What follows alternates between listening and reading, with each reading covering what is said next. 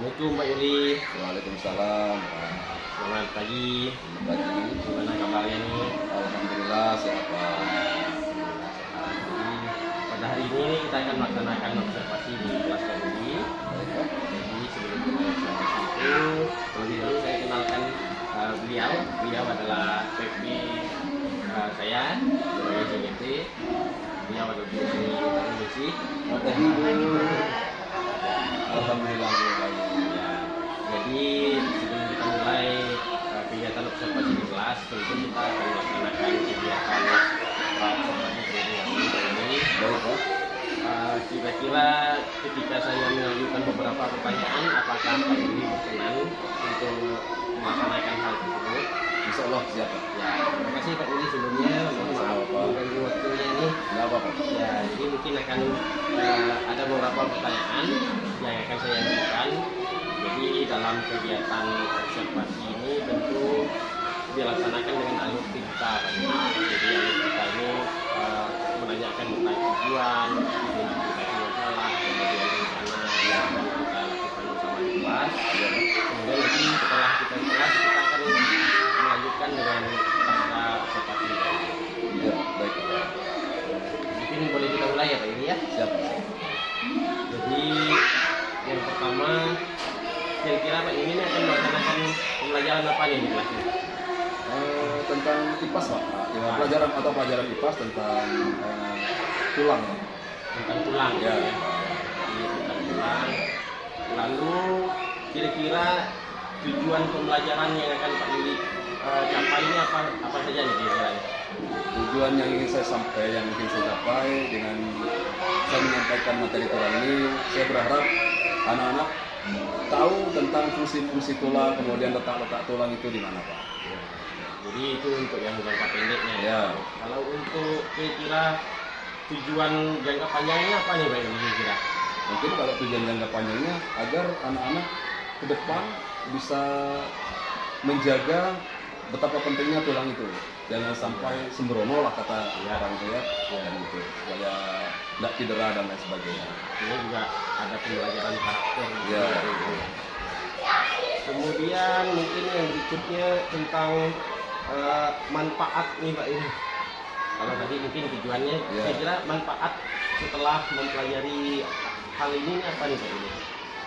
Manfaatnya tentu dengan mempelajari tentang tulang ini, anak-anak bisa memelihara tulang, kemudian mungkin mengkonsumsi makanan-makanan yang bisa menyehatkan tulang, tentunya makanan yang banyak mengandung kalsium. Jadi itu nanti mungkin masuk dalam bagian materi pembelajaran gitu. Iya. Kemudian apakah ini juga menjadi sebuah visi dan misi untuk Pak Yuli sendiri ketika ini dilaksanakan secara maksimal nanti untuk ini?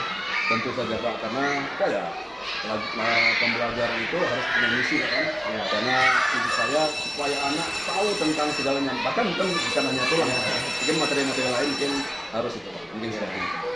Ya. Mungkin yang berikutnya nih Pak Yuli, mungkin yang perlu saya tanyakan nih, kira-kira menurut Pak Yuli nih kekuatan atau hal positif yang sudah Pak Yuli miliki sekarang ini apa saja nih kira-kira nih menurut Pak Yuli? Baik Pak. Hal positif atau kekuatan yang saya miliki, saya itu sudah mampu menyampaikan materi dengan anak-anak, karena memang apa namanya itu, materi tentang tulang ini sudah saya miliki sejak saya di bangku sekolah Pak ya. Sampai sekarang udah jadi guru udah berapa puluh tahun, sehingga itu menjadi kekuatan saya. Ya. Selain itu mungkin apakah nanti di kelas ini dibuat semacam alur begitu Pak ini? Tentu Pak. Ya. Karena belajar tanpa alur saya rasa ngawur Pak ya. Nah, itu. Jadi mungkin kalau memang itu dibuat, kira-kira mungkin boleh nggak saya menanyakan tentang apa sih ini alur yang sudah Pak Yuli siapkan sebelum kira-kira nanti melaksanakan pembelajaran itu? Tentu saya siapkan apa namanya tuh administrasi pembelajarannya Pak. Contohnya di ini Pak ya. Di RPP. Jadi sudah disiapkan untuk modul belajarnya. Ya, modul belajarnya, kemudian LKPD-nya, evaluasinya juga harus disiapkan Pak. Lalu mungkin strategi pembelajaran nih Pak Yuli, berkaitan dengan strategi pembelajaran. Kira-kira nanti ketika melaksanakan pembelajaran itu apakah Pak Yuli juga menerapkan strategi pembelajaran di situ kira-kira? Tentu Pak, strategi pembelajaran yang kami terapkan apa namanya itu mungkin kerja kelompok bisa jadi gitu. Lalu penggunaan media nih Pak Yuli. Oh ya. Apakah Pak Yuli juga menggunakan media pembelajaran di situ di dalam pembelajaran nanti? Pasti Pak, pasti. Ya. Medianya yang saya gunakan ada yang berupa slide, ya. Kemudian ada juga di sini ada rangka tulang untuk manusia Pak. Ya. Jadi juga memanfaatkan media konkret. Gitu. Ya, media konkret itu supaya anak lebih lebih paham, nggak abstrak. Ya. Lalu mungkin pertanyaan berikutnya nih Pak Yuli tentang hambatan atau tantangan ketika akan melaksanakan ini. Kira-kira menurut Pak Yuli ini ada tidak hambatan atau tantangan yang akan Pak Yuli hadapi ketika melaksanakan pembelajaran? Hambatan ketika saya akan mengalami pelajaran sebenarnya tidak terlalu signifikan sih Pak. Cuman hanya anak-anak itu kan kadang bervariasi, ada yang dia cepat nangkapnya, ada yang enggak. Kalau bagi saya sendiri hambatannya sepertinya kecil lah Pak. Ya. Karena memang sudah disiapkan dari awal kan seperti itu. Ya. Nah, kemudian lalu pertanyaan berikutnya nih Pak Yuli tentang rencana aksi ke depan ketika akan melaksanakan pembelajaran nanti di kelas gitu ya. Kira-kira langkah-langkah yang akan Pak Yuli lakukan nih apa saja nih ketika akan melaksanakan pembelajaran untuk mencapai tujuan itu, kira-kira apa ini akan Pak Yuli lakukan? Pertama mungkin menanyakan persepsi jelas Pak ya, persepsi jelas. Tentu saya akan menanyakan apa namanya itu bagaimana kita cara menjaga tulang supaya tulang kita lebih kuat. Kemudian apa namanya itu menancapkan juga fungsi-fungsi tulang itu nanti ditanyakan kepada anak terlebih dulu supaya anak nanti ketika kita menyampaikan lebih tahu ini loh tengkorak, ini loh tulang hasta seperti itu. Ya, itu mungkin beberapa langkah ya. Itu ya.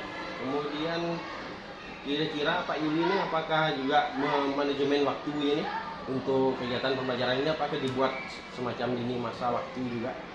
Kalau untuk materi tulang pasti Pak, ya kita tentu kita bagi di situ karena kita hanya 2 jam pelajaran di pas ini Pak. Ya. Jadi tentu saya bagi-bagi berapa jam saya harus persepsi, berapa jam saya harus masuk ke intinya, berapa menit saya harus melakukan evaluasi seperti itu. Ya. Lalu kemudian berikutnya nih Pak Yuli, tentu ketika sudah melaksanakan pembelajaran ada progres yang akan dicapai gitu ya. Ya. Kira-kira menurut Pak Yuli ini untuk mengetahui progres anak-anak ini apa yang bisa dilakukan gitu? Untuk mengetahui progres selanjutnya tentu saya pasti melakukan evaluasi Pak. Jadi supaya tahu seberapa jauh anak ini mampu menerima apa yang telah saya sampaikan Pak. Seperti itu Pak. Ini ada tes lah. Ada tes Pak ya. Lalu kira-kira menurut Pak Yuli ini dalam melaksanakan kegiatan ini, menurut Pak Yuli ini apakah Pak Yuli memerlukan dukungan lain mungkin dari pihak sekolah atau dari rekan sejawat yang lain atau gimana? Kalau dukungan dari sekolah mungkin boleh lah Pak, karena terus terang semacam rangka tulang itu khusus pasti Pak ya. Itu cuma satu, kalau bisa dari sekolah juga menyiapkan, jadi bisa masing-masing kelompok ini ada satu lah paling enggak untuk bisa melihat dengan detail gitu Pak. Ya. Jadi itu diperlukan dukungan lah gitu ya dukungan dari sekolah seperti itu. Kemudian nih Pak Yuli, untuk yang berikutnya nih berkaitan dengan umpan balik. Umpan balik nih. Jadi menurut Pak Yuli, ketika Pak Yuli melakukan kegiatan pembelajaran itu, kira-kira perlu nggak nih umpan balik nih Pak Yuli? Perlu Pak. Perlu ya.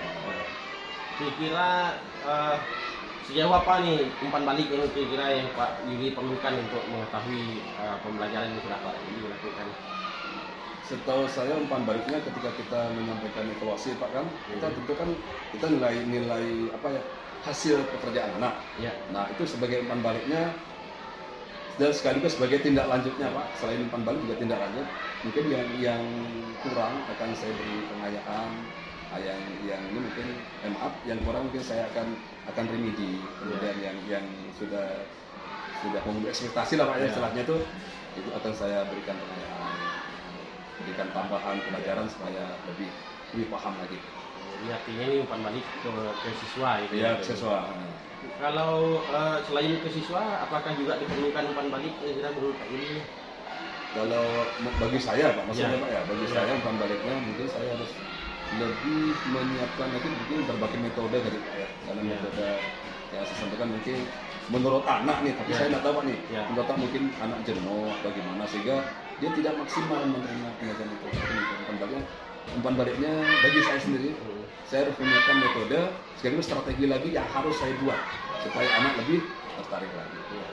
Jadi artinya juga mungkin ada melibatkan pihak-pihak lain lah Ya. gitu ya dalam umpan balik ini. Kemudian nih Pak Yuli,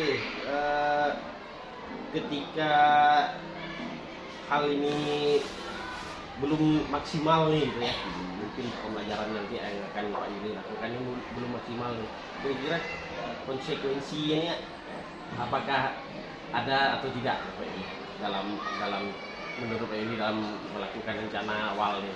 Ya, karena di kurikulum Merdeka ini sebenarnya nggak ada hukuman dan sebagainya Pak ya, kalau Ya. anak yang kira-kira mendapatkan mungkin yang di bawah KKM gitu ya, konsekuensi gimana ya sekarang ini, paling ya saya berikan itu tambahan pelajaran supaya apa namanya lebih paham lagi anak bapak seperti itu. Jadi artinya durasinya mungkin Ya, bisa jadi ditambah gitu ya. yang harusnya mungkin hanya 2 jam pembelajaran, tapi karena belum tercapai KKM, belum mencapai KKM, maka mungkin saya tambah, mungkin seperti itu. Ya, mungkin itu saja Pak Yuli yang akan saya tanyakan. Mudah-mudahan nanti ketika melaksanakan pembelajaran semuanya sesuai dengan rencana yang sudah Pak Yuli susun, Amin Pak, amin. tidak ada hambatan dan tantangan dalam pelaksanaannya. Mudah-mudahan lancar ya Pak Yuli ya. Amin, terima kasih. Ya, terima kasih waktunya Pak Yuli ya. Sama-sama Pak. Ya.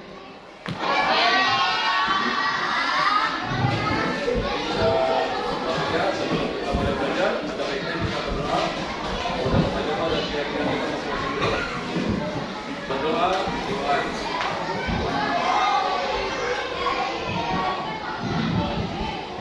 Selesai? Saya kenapa? Ada yang masuk hari? Yang ini tidak siapa? Oh ya. Baik, kita mulai pelajaran. Kita masuk lagi. Kita melanjutkan yang kemarin. Masih tentang sistem saraf.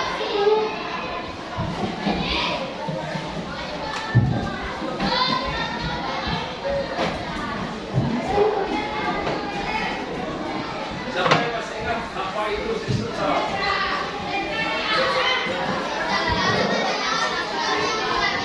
Ya, ini dulu, ini dulu.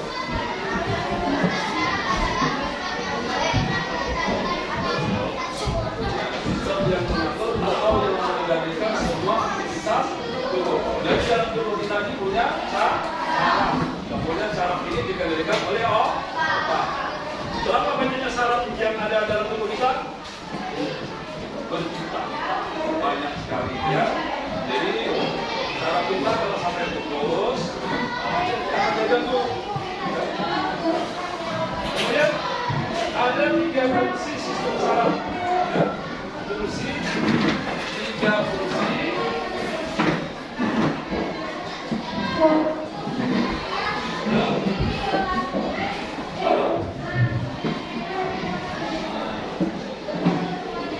Kemarin Bapak bilang, apa yang mengendalikan saraf? Apa yang kita bergerak? Apa yang mengendalikan? Apa yang mengendalikan? Hah? Adalah otak. Otak apa saraf yang mengendalikan? Otak. Saraf kita juga akan dikendalikan oleh istilahnya otaknya ini mengendalinya, kemudian sarafnya itu adalah kabel-kabelnya. Kabel-kabelnya. Maka dikatakan situ saraf itu merupakan kabel yang panjang yang ada dalam tubuh manusia. Saraf itu kabel panjang yang ada dalam tubuh manusia. Kalau diukur dan tahu berapa kilometer panjang. Jadi bukan hanya alat-alat elektronik yang punya kabel, tapi kita juga punya kabel. Namanya apa?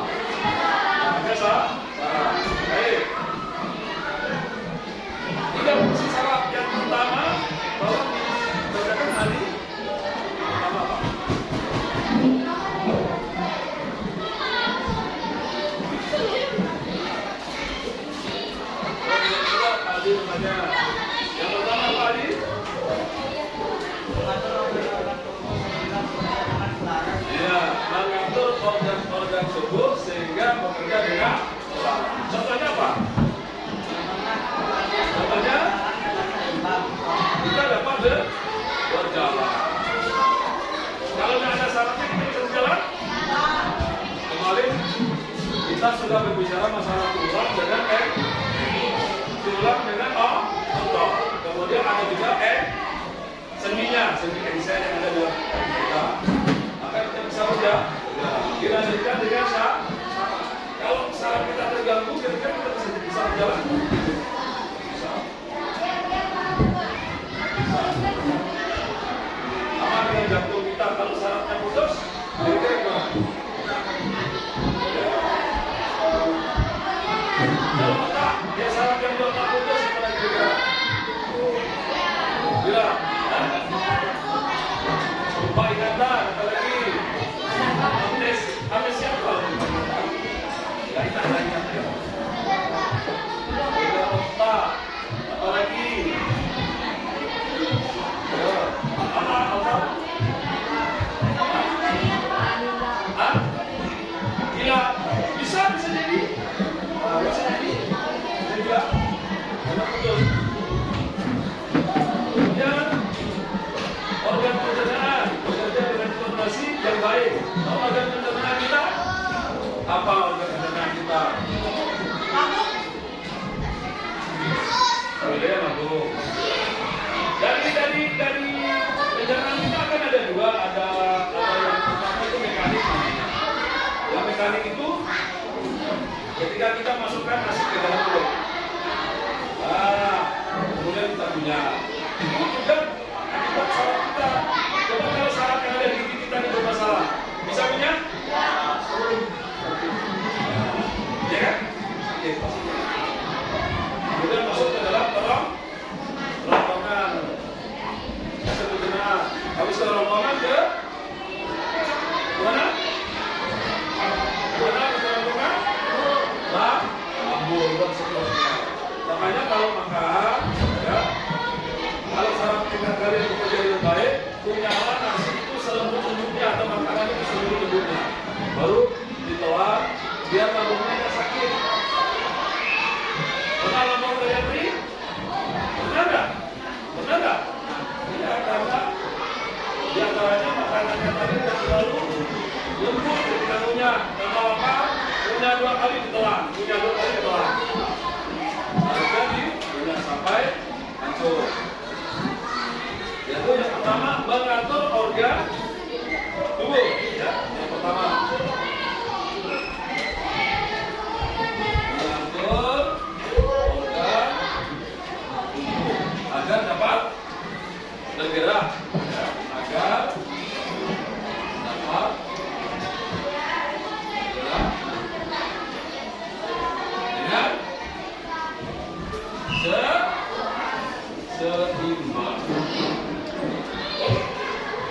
Menyampaikannya, kalau sarafnya terganggu, jalan juga nggak seimbang.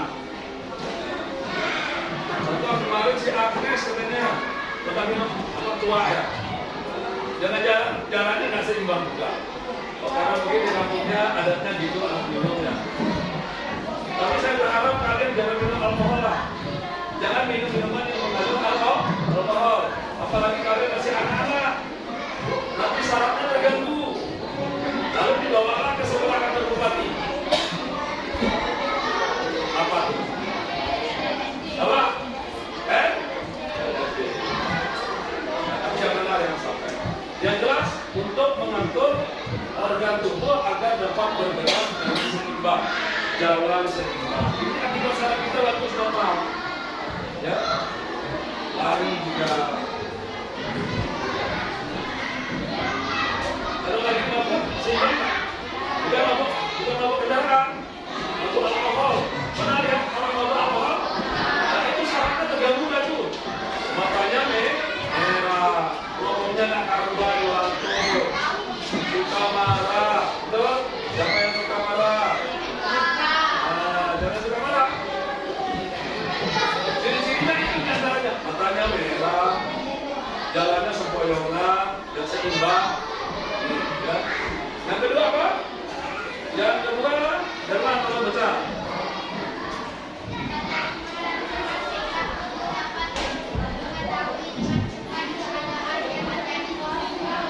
Ya, menerima rangsangan. Yang kedua menerima rangsangan.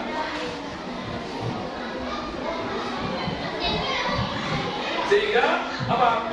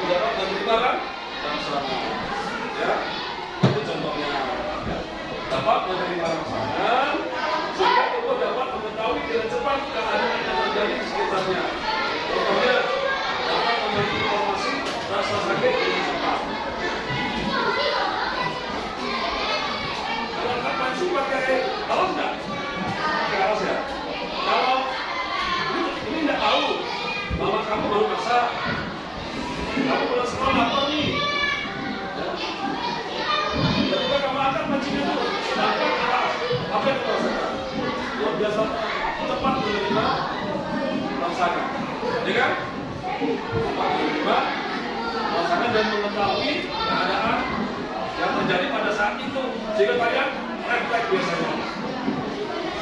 Lupanya, maka sampai lupa. Ya. Anak-anak makan bakso misalnya ada orang di sebelahnya kecocok ambil rokok. Apa yang begitu? Jadi kan saraf kita juga ya. Dan kulit kita juga ada saraf.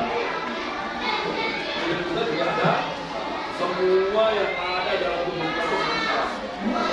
Makanya panjangnya luar biasa panjang. Ya.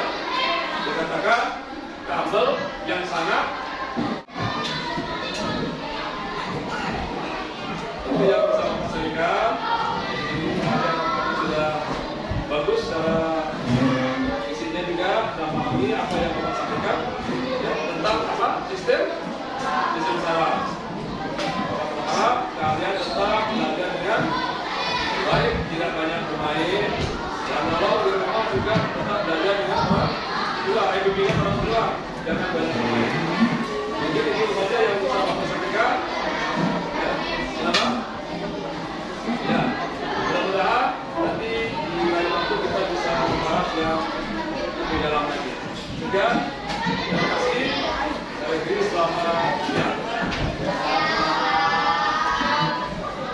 Kembali lagi nih Pak Yuli. Selamat siang Pak Yuli. Selamat siang Pak Yuli. Ya, gimana tadi Pak Yuli sudah melaksanakan kegiatan pembelajaran? Sudah Pak, sudah. Ya, jadi mungkin setelah melaksanakan kegiatan pembelajaran ada kegiatan pasca observasi mungkin yang akan saya lakukan nih Pak Yuli. Ya.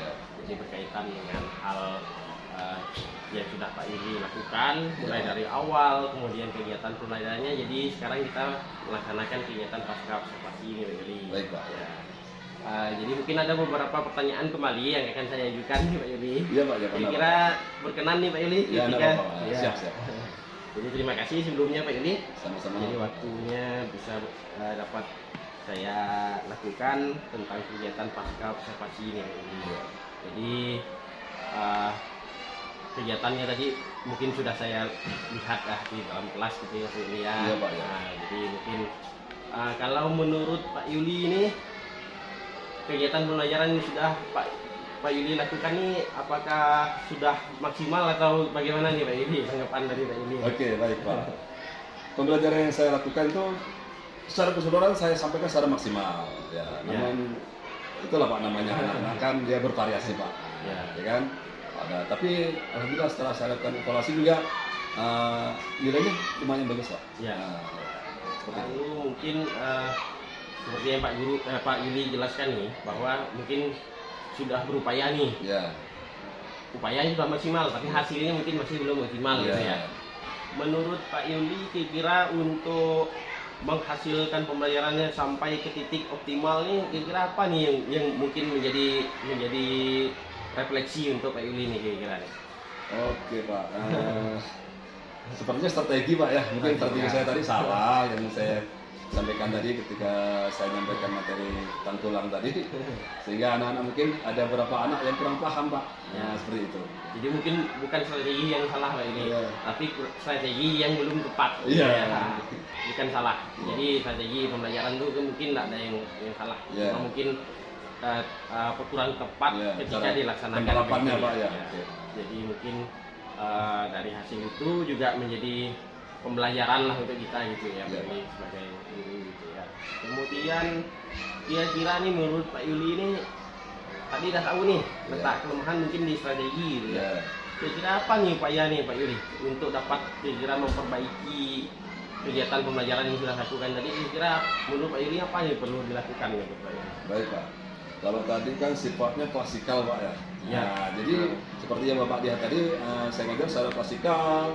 Jadi apa namanya itu mana alat peraganya juga terbatas sehingga Ya. anak-anak tidak maksimal melihat apa alat peraga yang saya tunjukkan. Ya. Saya mungkin kedepannya akan membuat kelompok-kelompok barangkali Pak supaya lebih efektif, lebih maksimal dalam pembelajaran ini Pak. Dibuat dalam kelompok Iya, kecil gitu iya. ya Pak Yuli ya. Ya. Lalu mungkin berkaitan dengan media nih Pak Yuli. Apakah menurut Pak Yuli ini media yang sudah digunakan tuh kira-kira tepat nih Pak Yuli? Apakah tepat atau mungkin perlu ditambah atau bagaimana nih Pak Yuli? Menurut Pak Baik Yuli? Pak. Karena tadi saya menggunakan slide juga, ada juga yang menggunakan objek nyata Pak ya. Ya. Tapi karena barang ini minim, mungkin ini yang menjadikan anak ada yang mampu menangkap apa yang saya sampaikan secara keseluruhan, ada juga yang belum Pak. Mungkin ini yang perlu ditambah nanti alat peraga ini seperti itu. Jadi tentang berkaitan dengan media. Iya, media, ya. Jadi mungkin nanti di kelompok-kelompok kecilnya mungkin juga masing-masing. Ya, masing-masing kelompok ada medianya Pak. Jadi lebih efektif gitu Pak. Seperti itu. Lalu berkaitan dengan tanggung jawab nih Pak ini. Ya. Artinya kita juga sebagai pendidik tentu harus bertanggung jawab terhadap kegiatan pembelajaran yang sudah Betul. kita lakukan. Ya. Lalu kira-kira menurut Pak Yuli ini berkaitan dengan waktu ini, tanggung jawab terhadap waktu ini, kira-kira menurut Pak Yuli apakah cukup dengan kegiatan pembelajaran yang sudah Pak Yuli lakukan tadi itu, atau mungkin masih merasa perlu lagi gitu ya? Bagi saya untuk waktu Pak, karena di kelas terang di SD ini kan hanya 35 menit Pak ya. Ya. Jadi 2 kali 30 menit itu kayaknya kurang Pak, karena Ya. kita ngatur anak-anak aja kadang udah makan waktu 2-3 menit seperti itu. Sehingga untuk persepsi untuk penyampaian inti kayaknya di intinya nih yang kurang Pak. Nah, di intinya ya. Mungkin Ya. kalau 3 jam pelajaran berturut-turut mungkin agak longgar lah Pak. Itu mengenai waktunya Pak. Jadi mungkin perlu tambahan Iya. waktu gitu ya. Jadi manajemen waktunya mungkin Iya. bisa diatur kembali Ya, gitu ya Pak. karena saya lebih ke prakteknya tadi kan. Anak-anak kan lebih senang dipakai prakteknya Pak. Daripada harus ceramah gitu Pak. Seperti itu. Ya. Jadi ini Pak Yuli berkaitan dengan kegiatan pembelajaran tadi, kalau boleh saya minta pendapat Pak Yuli ini, kalau saya buat rentang dari 1 sampai 10, kira-kira menurut Pak Yuli ini kegiatan yang sudah Pak Yuli laksanakan tadi, kira-kira di angka berapa nih Pak Yuli? Kalau menurut saya pribadi sih mungkin 8 kali Pak ya. 8. Ya. Belum saya maksimal Ya. 100% Pak, belum ya. Ya, menurut Pak Yuli yang sudah Pak Yuli laksanakan Ya. dari rencana Ya. gitu kan, kemudian pelaksanaan kegiatan pembelajaran yang menjadi kekuatan Pak Yuli ini apa saja nih Pak Yuli dari yang sudah Pak? Dari yang Ya. saya sampaikan tadi, baik Pak, kekuatan tentu saja seperti yang saya sampaikan di observasi tadi Pak ya, sebelum Bapak mulai proses saya, bahwa saya itu mempunyai kemampuan di bidang itu sih sebenarnya Pak. Itu kemampuan Pak, kelebihan saya seperti itu. Cuman sekali lagi mungkin kekurangan saya dalam memanage anak-anak bagaimana supaya lebih intens mengikuti pelajaran itu yang jadi kelemahan saya. Mungkin itu. Ya. Jadi mungkin itu saja nih Pak Yuli tentang kegiatan observasi kita pada hari ini. Mudah-mudahan nanti ke depannya lebih maksimal lagi Pak Yuli hasilnya yang dicapai gitu ya. Baik, terima kasih Pak. Mudah-mudahan sehat, lancar Amin. kegiatan pelajarannya. Saya terima kasih nih Pak Yuli sudah Sama-sama, Pak. diberikan waktu untuk melaksanakan observasi di kelas Sama-sama. ini. Ibu, terima kasih Bu atas waktunya Bu. Ya. Ya. Terima kasih Pak. Selamat siang ya Pak Yuli ya. Selamat siang Pak.